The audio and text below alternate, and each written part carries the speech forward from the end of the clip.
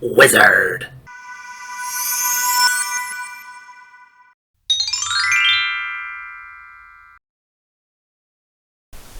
Hi, I'm Everett Abrams, the Wizard of Wood, and today I want to talk to you about first impressions and why they're so important. So when a customer calls us, we have questions that we ask them, and we're looking for information. How well do they know the wood, their deck, their cabin, whatever? And then we're looking for red flags. We're looking for, through the whole process, there's things that customers could say that we're like, okay, like for example, they make you cringe a little when they start bad-mouthing a whole bunch of contractors. That's usually a red flag, and that's kind of a given to a lot of people that are doing estimates and doing this type of work. So what we're looking for is the opposite of that.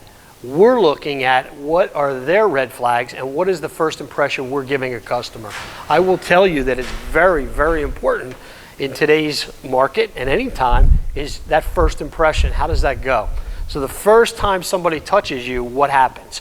Do you have a service? Like, for example, I'm giving them a plug, Jill's Office, because I've seen that group in a bunch of shows that I've done. So somebody answering the phone or a phone service company that is answering the phone for you. Do you have somebody physically answering the phone? Do you just have them forwarded to your cell phone? What is the first impression to the customer? If somebody answers the phone, that's usually a really good first impression. We get a lot of times, customers will say, wow, I can't believe somebody answered the phone. You're already ahead of everybody else, which is why some of the phone service ones are very advantageous.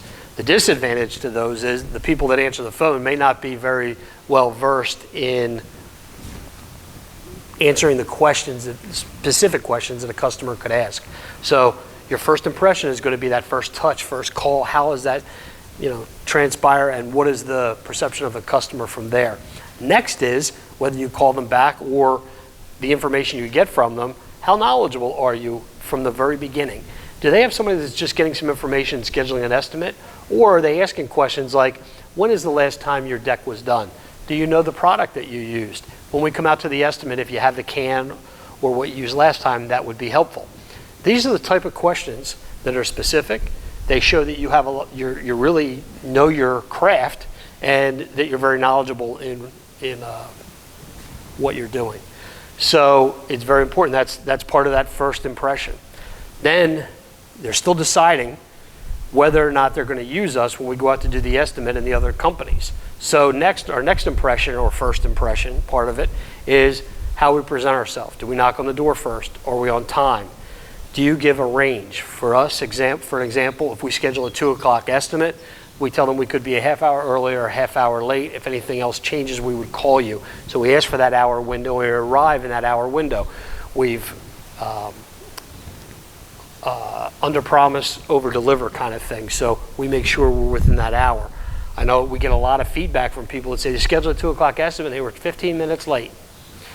Well, that's kind of relative in today's world with traffic. How do you get to the estimate and so forth? You want to give yourself a range and a window. We do the same thing when we arrive at a job.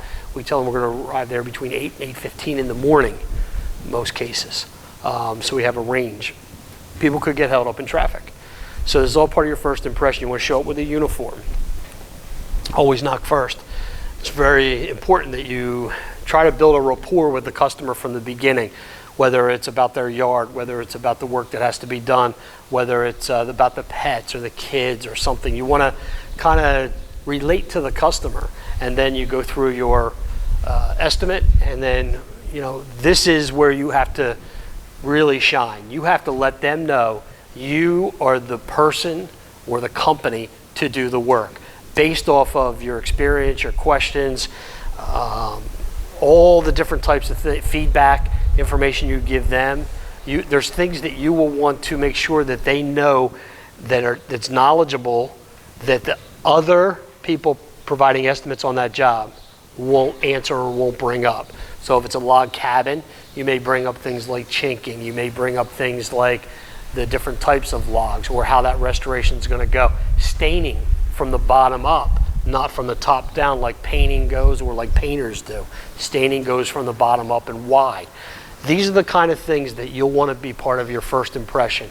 If we do everything from that phone call to the scheduling of the estimate, returning of the phone calls, and then to actually providing the estimate, and then make sure we deliver that estimate in a timely fashion. And when we say we're going to, that's part of that first impression.